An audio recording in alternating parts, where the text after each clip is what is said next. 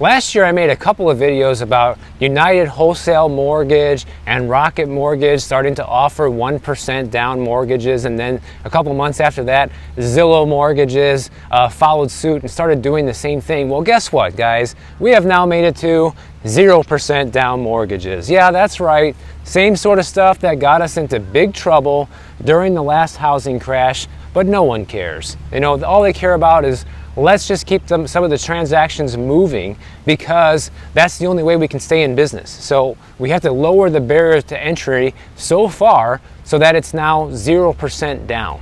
I mean, they just don't learn the lesson, guys. But I don't think they care, because they look at it like, all right, if we loan somebody money to buy a house with 0% down, then if they don't pay, we'll just take back the house. And in a market like this, where the house is still worth a lot, they can recover a lot of their money. That's kind of like the mentality that most of these lenders must be thinking right now.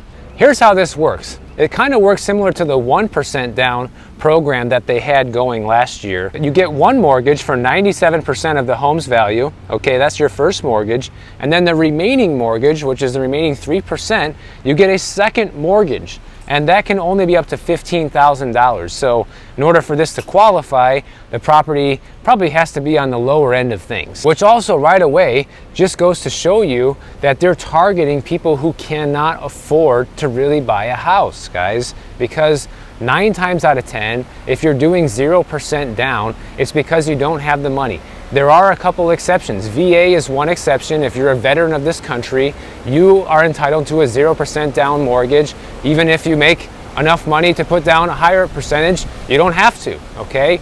And also, you have other people that want to put as little money down as possible, that want to leverage their cash as much as possible. Those are people that, you know, have everything leveraged to the hilt, that like doing this. But the person that these type of loans target are people that don't have the money. And of course they say, well, the demand for this has been huge. Like, yeah, no kidding. You're giving somebody a free house, essentially. You're allowing somebody to move into a house for sale for less money than it would cost them to actually rent a place, guys. Like, of course the demand is gonna be through the roof. And you know, they don't hide the fact that these are targeted at lower income people, because in order to qualify for this, you have to be a first-time home buyer and make no more than 80% of the area's median income. So you naturally have to be on the lower end of things when it comes to your income. They're also targeting first-timers who don't know any better. You know, maybe they haven't seen my videos or other channels on YouTube talking about this sort of thing, and it's just one of those deals that sounds like too good to pass up. How could we not go for this, right? That's what a lot of people are going to be thinking, especially if they don't have any experience with the last housing crash and how badly this ended for so many people,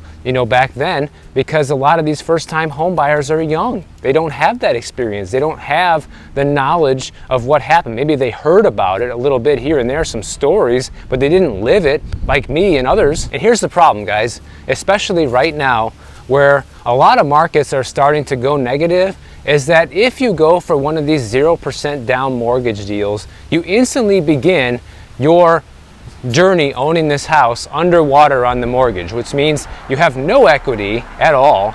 And if your house even goes down a little bit in value, you owe now more on the house than what it's actually worth.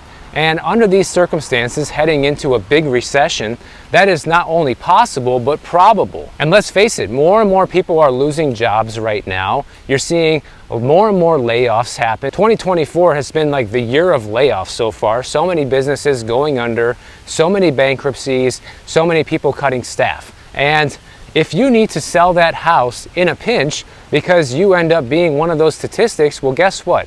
You can't, because now you're underwater on the house. So it's interesting, because buying a house with 0% down is on paper no financial risk at all to you, because you don't actually have any skin in the game, right? So that's like the big advantage to buying the house with 0% down. But the flip side is that this is now your residence, it's your place to live. You invested money in the closing costs, you invested money in the inspection, and turning the title of the house over to you, all this stuff, and then you can just end up losing all of that and not having a place to live if for some reason you can't pay. So you might not have a massive financial loss because you don't have a lot of money down into the house, but you're still going to be losing a place to live. And let's face it, if people get desperate, this also makes it much easier for people to walk away from these properties, just like we saw back in 2008. This is literally exactly what happened back then, guys, during the subprime mortgage crisis, but no one seems to care. You know, these companies like United Wholesale, and I'm sure Rocket Mortgage will be the next one to do this, and Zillow will follow suit, just like they did last year with the 1% downs. And let's face it, what's the difference between 1% down and 0% down? It's basically the same thing. But they need to stay in business, and this is their way of doing it right now. They're basically willing to lend to anyone, even people who don't have money, to buy houses, because that's how desperate they are to try and stay in business.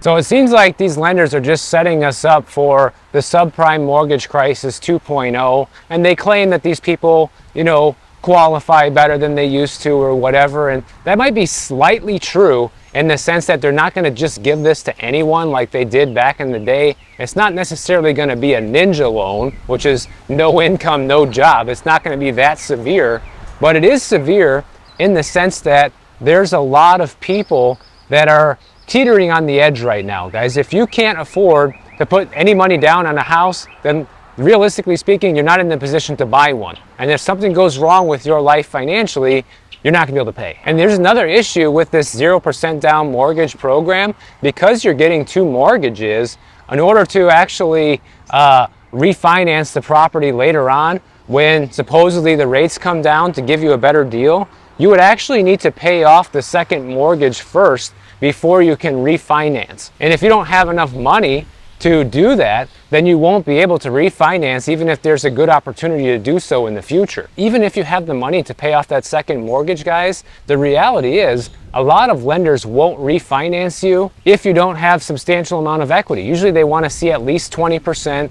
There are some situations where they will do it for less, but that's kind of like the standard. So if you have less than 20% equity in your house, which is going to be the case for a long time if you're doing 0% down, then you might never be able to refinance anytime soon if the rates do come down. And also the other thing is with this second mortgage ordeal is that when you go to sell the house, that second mortgage needs to be paid off. And luckily, at least they're not charging you interest on that second mortgage, but at some point, when you go to sell that house, that second mortgage will need to be settled. That's how this works. So they're just banking on the fact that everybody who buys these houses for 0% down is going to sell the house for a profit in the future, because that's going to be the only way to recover that second mortgage. But if we do have a big housing downturn and a lot of these people need to sell, there's going to be no recovering that second mortgage. This is all predicated on home prices continuing to go up forever, guys. You see, that's the problem with the current system, is that everything is based on it's just going to go up forever, okay? And that's not true. It never does. You know, nothing ever goes in a straight line, either whether it's going up or going down. In this case, home prices, you know, we've had hips and dips in the past. Even though it has largely gone up over a long period of time, we have downturns, and people need to be preparing for that just in case. But they're just relying too much on future appreciation, guys. Like, just because we saw the housing market jump, you know, 40% in value over the past 4 years doesn't mean it's going to continue doing that. But these lenders like Rocket Mortgage are saying, yeah, well, let's take the chance that it might. But right now, when you're pushing 0% down mortgages on people who can't really afford a house, when housing prices are at all-time highs, it should be a red flag going off in your head right now, and also make you think twice about buying a place as well. I'm not saying don't do it. I'm just saying that when you see the amount of risky lending that's starting to happen out there, that it can be dangerous. There is crash risk right now.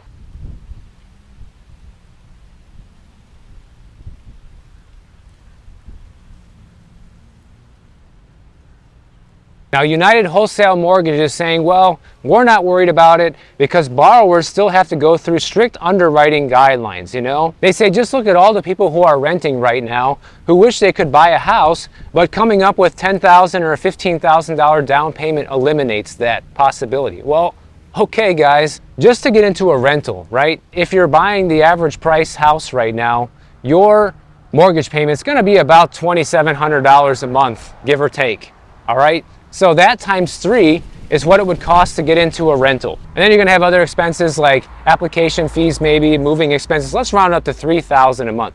Okay, so now you need $9,000 to just move into a rental of the similar price. And they're saying that if you don't have 10 or 15,000 to buy a house, this will help you. Well, that's already almost 10,000 just to move into a rental.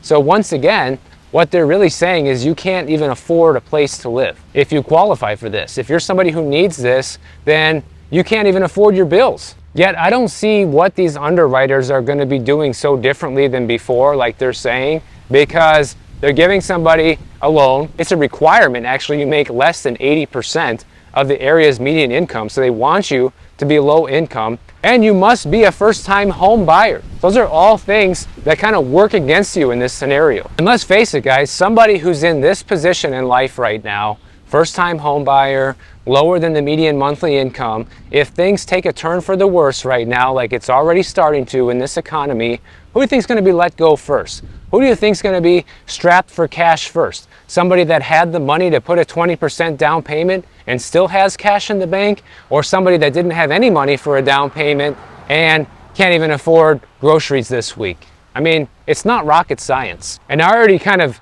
went over with you what would happen to these people in an environment where rates come down and they want to refinance. Most likely none of them are going to be able to. So a lot of these people getting these 0% down mortgages, unfortunately, are going to be kind of locked in to the rate that they get now for a very long time because of their situation with buying under these circumstances. There's people out there who bought a year or two ago that thought, hey, I will just refinance when the rates come down. And they were promised back then that today the rates were going to be lower, guys. Even last year at the end of the year, all these big organizations, including Fannie Mae, were predicting that mortgage rates were going to be lower at the end of the year, and ended up being higher. And rates are still higher today than they were 2 years ago. So anybody who bought 2 years ago, banking on the fact they were going to refinance now, is learning the hard way that it doesn't always work like that.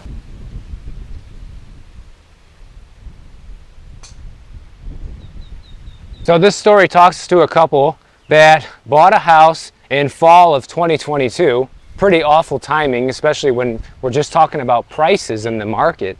So it's already been almost 2 years since they've owned the house. And once again, they were promised by their real estate agent and their lender that they would be able to refinance by now. Well, by now is here and they can't. And here's the problem, guys. It's not just the fact that they can't refinance, but what they decided to do was take on a bigger payment than they were actually comfortable with and hope that they would be able to lower that by now. So it was supposed to be like a temporary thing, right? I'm gonna take on this higher than comfortable payment now in hopes that I'll be able to lower it in a couple years.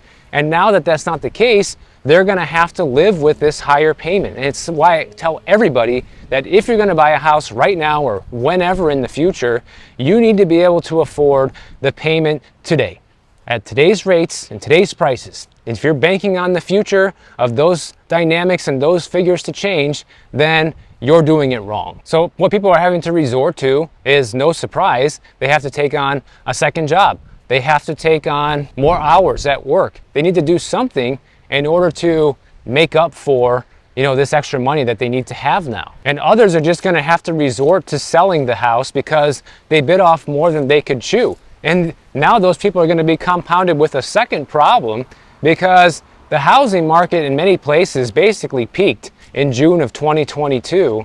And, for the most part, it's going to be hard to sell it for a profit right now. Even if your asking and selling price is higher than what you paid for the house, by the time you pay all the closing costs, by the time you pay an agent, if you're not selling the house yourself, you're still going to be losing money, guys. This is turning out to be the bad decision that I've been telling people that it would have been since the beginning of 2022. Not for everyone, but it is happening for a chunk of people who basically did what I said was a bad idea. They talked to one person here that says, listen, I only bought the place because the loan company really pushed that interest rates were going to go down. The loan company, right? Who has a vested interest in closing this deal? The loan company and the real estate agents, because that's all commission based, it's all fee based, so it's based on you buying the property. And so of course they're going to say stuff like that. And some of them might have been lying intentionally, but other people have just been misguided, okay? Because there's been all these promises, even from the Fed themselves, that, oh, rates were going to come down tremendously this year, and it's not, okay? And it's not because they think they have this economy under control, and they thought inflation was going to be under control when it's been anything but. And some people really overextended themselves. For example, this couple, increased their monthly housing payment by $1,500 a month by going from renting to owning. So that is a massive jump. And one thing I tell people to look at is when you're deciding whether you want to buy or rent, look at how close is it? How much money are you saving by renting or buying? And if it's kind of close, then it might make sense to buy a lot of times. But if you're spending $1,500 more a month to buy than you were renting, then it's probably a pretty bad idea. So this whole lie that everybody keeps telling you of marry the house and date the rate is proven to be just that, a lie, because that's what everybody has been told to do, and it's not working out. So that's the problem with it. And people are finally starting to learn this the hard way.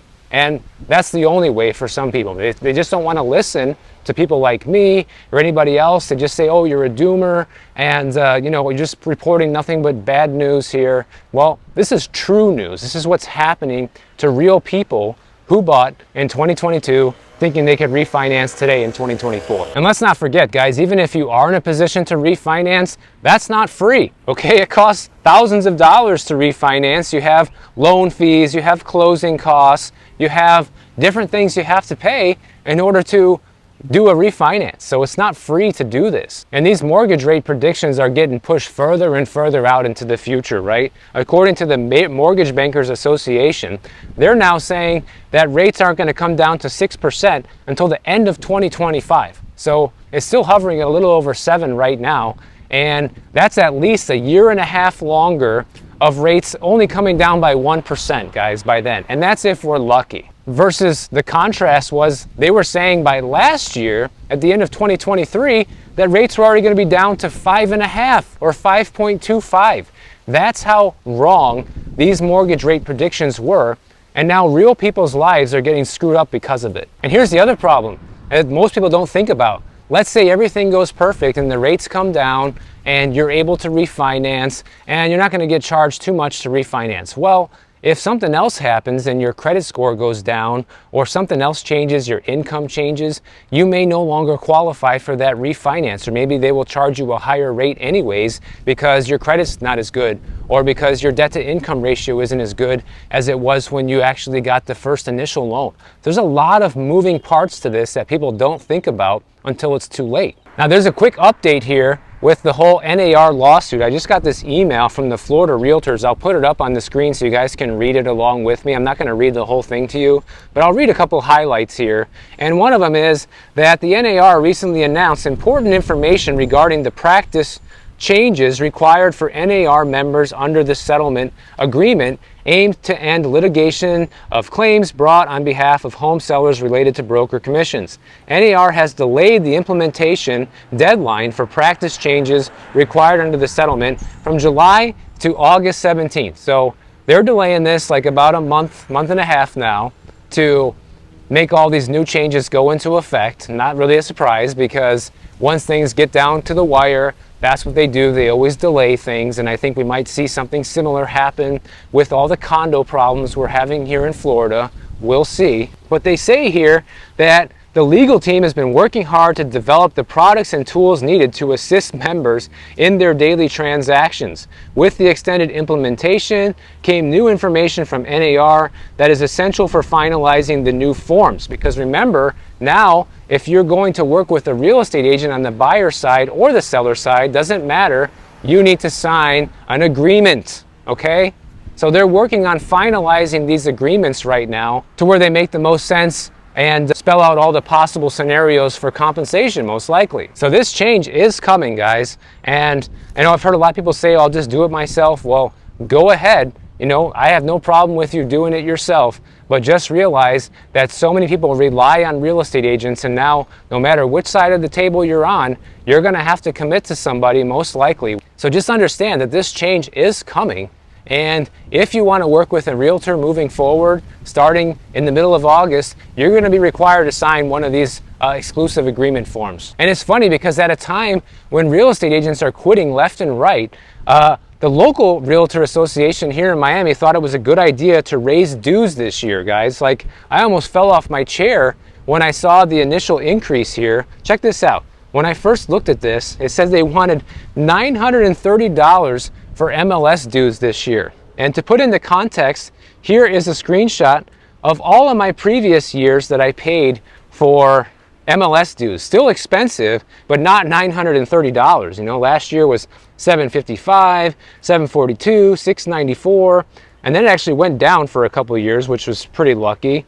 And then before that, it was also in the 700 range. But going all the way back to 2015, the lowest it was $655. So only ranged about $100 within a 10-year time frame almost. It's not too bad, right? When I saw 930, I was like, huh? But even with the pay early discount, which you get for paying it before the due date, and removing the PAC investment, which is just giving money to the lobbyists in Washington, which I never do. I've never done that my entire real estate career, so I always zero that out, as you can see with my receipt here. But the new fee for 2024 was still $805 this year, just to maintain access to the MLS, guys. So record high, never been this high before. Highest before that was $755, so it literally went up another $50 this year. And you never get anything extra. They claim to give you extra stuff, but it's all a bunch of baloney that nobody needs, first of all.